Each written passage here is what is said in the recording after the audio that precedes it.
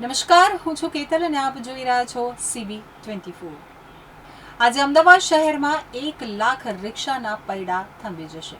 સતત વધી રહેલા CNGના ભાવના વિરોધમાં રિક્ષા ચાલકો આજે અને આવતીકાલે 2 દિવસીય હડતાલ ઉપર ઉતરી રહ્યા છે, જેને લઈ અને લાખો મુસાફરોને હાલાકી ભોગવવાનો વારો આવી શકે છે। છેલ્લા ઘણા સમયથી અદાણી કંપની દ્વારા CNGના ભાવમાં સતત વધારો કરવામાં આવી રહ્યો છે, ત્યારે થોડા દિવસ પહેલા 1 ઓગસ્ટે પણ એક સાથે જ ₹4નો વધારો કરવામાં આવતા રિક્ષા ચાલકો મુશ્કેલીમાં મુકાયા છે।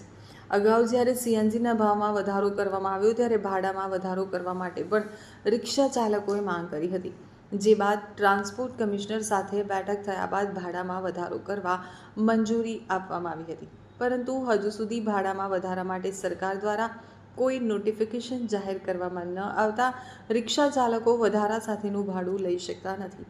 એક તરફ વધારા સાથે ભાડું લેવા માટે નોટિફિકેશન જાહેર કરવામાં ન આવતા અને બીજી તરફ CNGના ભાવમાં સતત વધારો થતાં રિક્ષા ચાલકોમાં ભારે રોષ જોવા મળી રહ્યો છે, જેથી પ્રગતિ રિક્ષા ચાલક એકતા યુનિયન દ્વારા 2 દિવસ હડતાલ કરવાની જાહેરાત કરવામાં આવી છે, જેથી આજે અને આવતીકાલે 1 લાખ જેટલા રિક્ષા ચાલકો હડતાલમાં જોડાવાના હોવાનો દાવો કરવામાં આવ્યો છે।